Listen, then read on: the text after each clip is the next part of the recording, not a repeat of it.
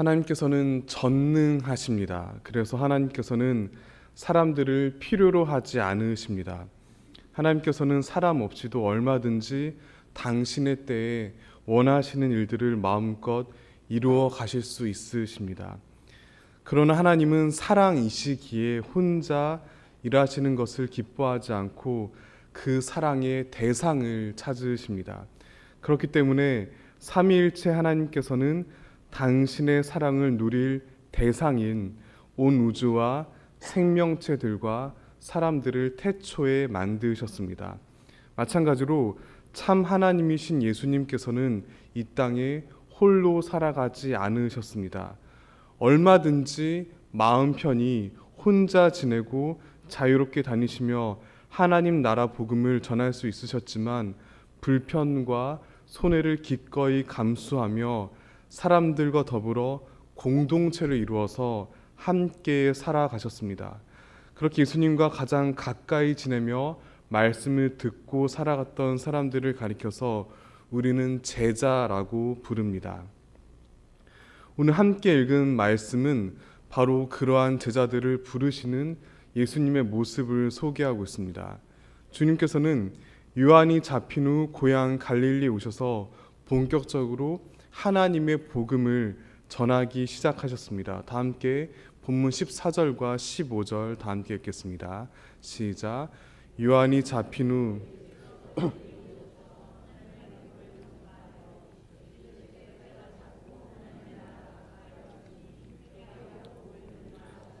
아멘. 주님께서 외치신 복음의 내용은 때가 찼고 하나님의 나라가 가까이 왔으니 회개하고 복음을 믿으라는 것이었습니다. 마침내 예수님을 통해 하나님의 다스림이 사람들 가까이 왔으므로 삶을 주님께로 돌이키라는 것이 바로 예수님께서 이 땅에서 전하시고 살아내신 하나님 나라 복음의 핵심입니다. 그리고 이러한 복음을 구체적으로 함께 실현할 제자들을 갈릴리 호수에서 찾기 시작하셨습니다. 바로 베드로와 안드레 형제 그리고 야고보와 요한 형제입니다. 이 두 형제들은 모두 어부라는 공통점이 있습니다. 뿐만 아니라 그들 모두는 예수님의 부르심 앞에 똑같은 반응을 보였습니다. 먼저 17절과 18절 제가 읽겠습니다. 예수께서 이르시되 나를 따라오라 내가 너희로 사람을 낚는 어부가 되게 하리라 하시니 곧 그물을 버려두고 따르니라. 20절 읽겠습니다. 곧 부르시니 그 아버지 세베대를 품꾼들과 함께 배에 버려두고 예수를 따라가니라. 복음서는 갈릴리 호숫가에서 예수님의 부름을 받은 제자들 모두가 버려두고 따라갔다고 기록하였습니다. 여기서 우리가 먼저 염두에 둬야 하는 점은 그들의 직업이 어부라는 사실입니다. 오늘날 많은 사람들은 이들이 아무것도 배운 것 없이 무식하고 가난하게 사회 가장 밑바닥에서 힘겹게 살아가는 사람들이라고 지레 짐작하고 오해하는 경우가 많이 있습니다. 하지만 본문 속에 드러나는 정황과 당시 사회상을 봤을 때 그것은 전혀 사실이 아닙니다. 오히려 정반대로 당시 어부는 많은 돈을 버는 매우 인기 높은 직업이었습니다. 특별히 본문 속에 등장하는 4명의 어부들은 모두가 자신들의 배와 그물을 직접 소유하고 있었습니다. 게다가 야고보와 요한의 경우는 일꾼들도 따로 고용하고 있었습니다. 이처럼 배와 일꾼들을 가졌다는 것은 그 자체가 부유함을 드러내는 것이고 그것을 통해 앞으로도 얼마든지 더 많은 돈을 벌 수 있는 충분한 경제적 여건을 가지고 있었음을 뜻합니다. 그런데 놀랍게도 제자들은 자신들을 부르시는 주님의 목소리에 그 모든 것을 버려두었습니다. 이것은 우리가 상상하는 그 이상의 희생과 손해를 의미합니다. 쉽게 예를 들면 만약 여러분께서 일하시는 회사에서 갑자기 퇴직당했다고 생각해 보시길 바랍니다.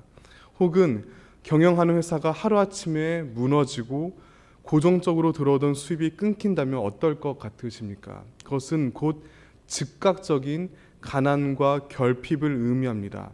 하지만 그럼에도 베드로와 안드레 그리고 야고보와 시몬은 남들이 부러워할 만큼 많은 돈을 벌어다 주는 그 배와 그물과 품꾼들을 기꺼이 버려두고 예수님과 함께하는 불안정하고 불편한 삶을 선택했습니다.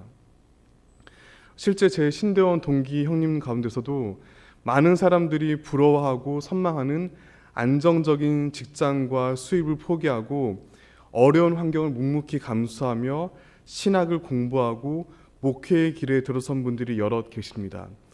저는 그런 분들을 볼 때마다 본문 속 제자들을 대하듯이 존경심이 자연스럽게 솟아오릅니다. 그것은 분명히 결코 쉽지 않은 결단이기 때문입니다. 사랑하는 여러분, 이렇듯 오늘 본문을 통해 분명히 알게 되는 첫 번째 제자도는 바로 버려둠이라는 사실을 잊지 마시길 바랍니다. 물론 이것은 지금 당장 가족 친척 다 버리고 아무것도 없이 선교지로 떠나라는 말이 결코 아닙니다. 본문 속 제자들의 행동 자체는 분명 일반적인 기준이 될 수 없습니다. 다만 그러한 그들의 선택에 담긴 의지와 태도를 가만히 고집을 필요가 있습니다. 하나님 나라 복음과 정반대되는 탐욕과 불의로부터 얻는 편안함보다 예수님의 뜻을 따르며 겪는 불편함이 우리를 참으로 살리고 평화롭게 한다는 진리를 항상 명심해야 합니다. 그리고 이를 마음에 새기며 작은 실천들을 옮기시길 바랍니다. 그리스도인들은 결코 자기 소유를 손에 꽉 움켜쥐는 사람들이 아닙니다. 우리가 가진 것들을 주위의 약하고 어려운 이웃들과 조금씩 나누는 연습을 해야 합니다. 뿐만 아니라 도움이 필요한 다른 사람들과 함께 보내는 시간들을 조금씩 떼어내 보시기를 바랍니다. 그리고 많은 사람들이 편하게 동조하는 불의에서 벗어나 정의와 공평의 길을 향해 한 걸음씩 내딛어 보시길 바랍니다. 그러한 작은 버려둔들이 한데 모일 때 우리는 비로소 예수님의 제자들이 선택한 버려둠의 여정에 오롯이 동참할 수 있기 때문입니다. 또한 우리가 본문 말씀을 통해 발견할 수 있는 제자들의 행동은 예수님을 만난 후 자신들의 소유를 버려두기만 한 것에 그치지 않습니다. 앞서 읽은 본문 18절과 20절 모두 제자들이 예수님을 버려두고 따라갔다고 기록하였습니다. 제자들이 지금껏 누리던 안전한 모든 삶의 울타리를 버려두었다는 것 자체만으로도 우리가 앞서 살펴본 대로 굉장히 용기 있는 선택입니다. 그런데 그뿐만 아니라 앞으로도 계속해서 주님을 따라 그분과 함께 살아간다는 것은 그 이상의 어마어마한 결단이자 헌신이라는 사실을 항상 명심하셔야 합니다. 그것은 곧 반복적이고 일상적인 버려둠의 연속을 뜻하기 때문입니다.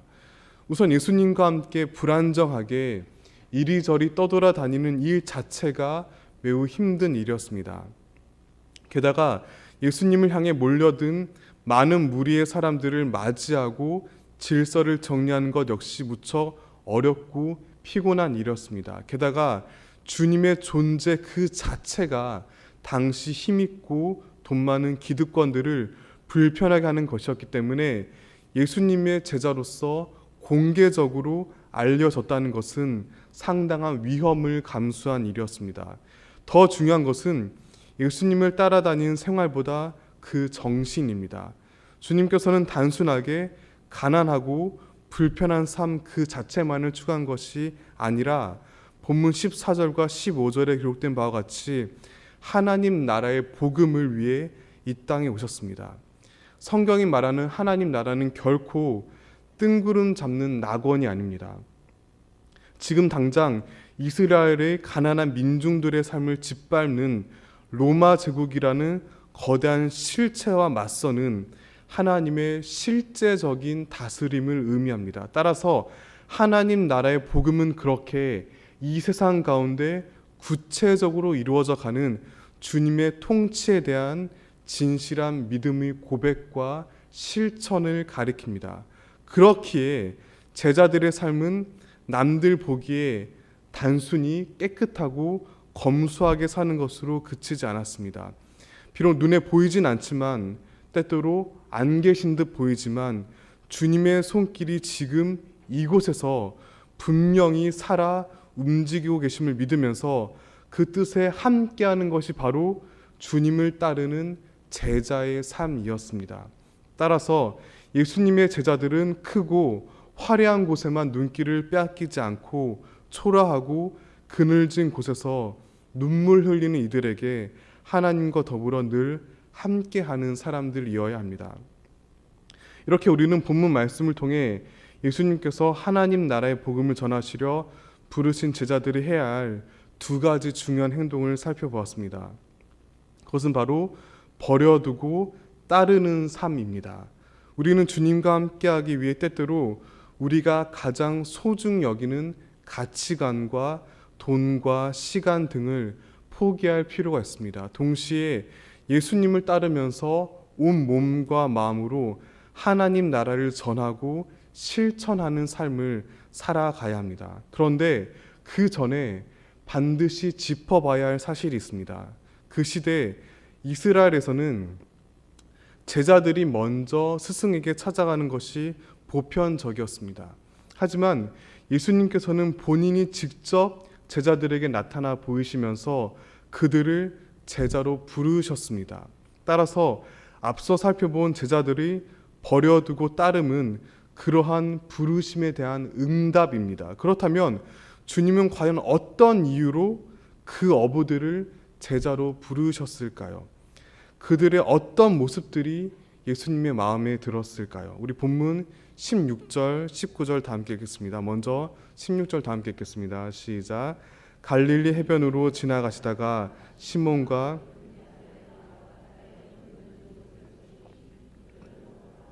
이어서 19절 읽으시겠습니다. 조금 더 가시다가 세베대의 아들 야고보와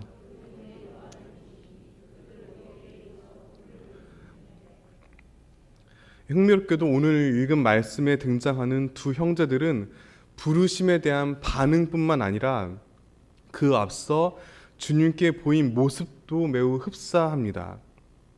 먼저 16절에 보면 예수님께서는 먼저 베드로와 안드레가 바다에 금을 던지는 것을 보시고 그들을 제자로 부르셨습니다. 그리고 19절을 보면 주님께서는 야고보와 요한 형제가 배에서 금을 고치는 모습을 보셨습니다. 사랑하는 여러분, 반드시 명심하시길 바랍니다.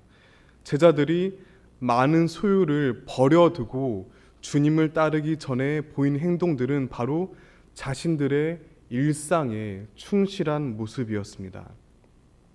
예수님께서는 4명의 어부들이 안식일에 회당에서 열광적으로 예배하는 모습을 보고 그들을 부르지 않으셨습니다. 그들이 열심히 기도하거나 성경을 많이 읽는 모습을 보고 부르지 않으셨습니다. 또한 열정적으로 전도하고 봉사하는 모습을 보고 부르신 것도 아닙니다. 그 대신 그들이 어부로서 매일 반복하는 일상적이고 사소한 일들, 그물을 바다에 던지는 모습 혹은 그물을 고치는 모습을 보고 그들을 제자로 부르셨습니다. 이것이 바로 오늘날 주님을 위해 우리가 가진 것을 버리고 따르기 전에 곱씹어 봐야 할 제자들의 모습이자 예수님의 마음입니다. 이 소중한 주말 저녁에 다른 약속을 잡지 않고 예배당에 모여서 함께 찬양하고 기도하는 것, 하나님께서 보시기에 너무나 기뻐하실 줄로 분명히 믿습니다. 또한 매주 주일마다 예배의 자리를 지키고 열심히 봉사하는 것 역시 정말 귀하고 소중한 일입니다. 그러나 그 전에 예수님께서는 우리의 일상을 주목하신다는 사실을 또한 결코 잊지 말아야 합니다. 많은 사람들이 올바른 신앙 혹은 건강한 제자도에 대해서 단순히 교회 생활을 열심히 잘하는 것으로만 오해하고 착각하곤 합니다. 하지만 오늘 본문 말씀을 통해서도 명확히 확인할 수 있듯이 주님을 믿고 따르는 삶은 결코 교회 안에서의 생활만으로 제한되지 않습니다. 하나님께서는 너무나 당연하게도 교회만이 아니라 온 우주의 모든 일상과 공간을 다스리십니다. 따라서 우리 삶의 진정성과 성실성 역시 항상 교회를 넘어서 가장 사소한 생활 가운데 이어져야만 합니다. 하나님께서는 우리를 향해 눈길을 주실 때 교회에서만의 모습을 보지 않으시고 가정에서 부모님과 자녀들 그리고 형제 자매들에게 어떻게 대하는지를 보십니다. 주님께서는 우리의 예배 모습만을 보지 않으시고 직장과 학교에서의 모습을 보십니다.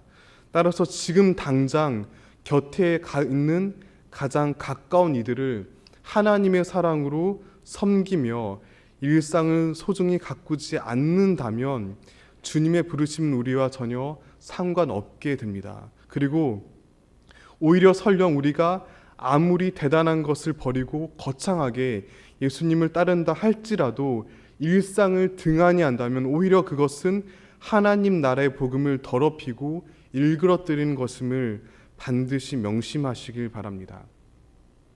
몇 달 전에 제 아내의 고향 교회 친구들이 부산으로 여행을 와서 모처럼 수다를 떨고 저한테 와서 그때 나눈 이야기를 들려주었습니다. 저는 새삼 이 어려운 세상 가운데서 열심히 일하고 직장에서 크리스천으로 살아간다는 것이 얼마나 힘든지를 공감하게 되었는데 그 중에 특별히 제 뇌리에 떠나지 않는 이야기가 있었습니다. 그 동생 중 한 명이 다니는 회사의 팀장께서는 열심히 교회를 다니신 분이었기 때문에 매일 출근할 때마다 출근하시고 성경을 읽으시고 큐티책을 읽어서 또 묵상하시고 열심히 기도하신 다음에 업무를 시작하셨습니다. 그런데 놀랍게도 정말 놀랍게도 큐티를 덮자마자 욕을 하시면서 팀원들을 다그치고 신경질 낸다고 하소연하는 것을 들었습니다.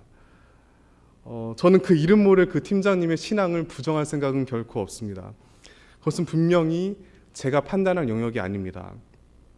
그렇게 매일마다 출근해서 말씀을 묵상하고 큐티하는 것 정말 소중한 일입니다. 하지만 그럼에도 제 마음을 정말 아프게 하고 답답하게 한 것은 만약 하나님께서 그분의 교회에서의 모습만을 보시는 것이 아니라 일상도 직장에서의 모습도 주목하고 눈여겨보신다는 사실을 조금이라도 그분이 이해했다면 과연 그렇게 자기보다 약한 사람들에게 함부로 대할 수 있었을까 하는 의문 때문에 저는 가슴이 아팠습니다. 대신에 자기와 가장 가까이에서 많은 시간을 함께 보내는 부하 직원들에게 더욱더 사랑을 쏟고 낮아지고 섬겼다면 그분의 믿음이 조금 더 소중하고 아름다운 영향력으로 발전할 수 있었을 것이라는 아쉬움이 제게 밀려왔습니다.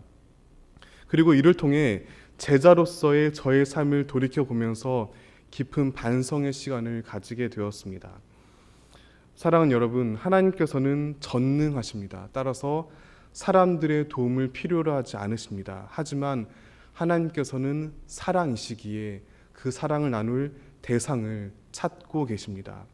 따라서 우리가 하나님께 나아가기 전에 하나님께서 먼저 이 땅 가운데 우리에게 찾아오셨습니다.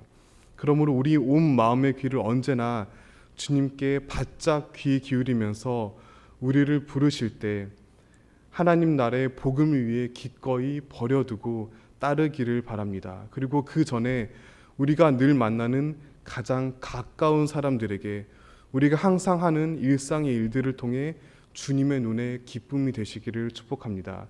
그리하여 이 시대의 올바른 제자들로서 예수님과 함께 하나님의 다스림과 은혜와 평화를 널리 전하는 모두가 되기를 간절히 소망합니다. 다 함께 응답의 찬송 부르신 곳에서 부르겠습니다.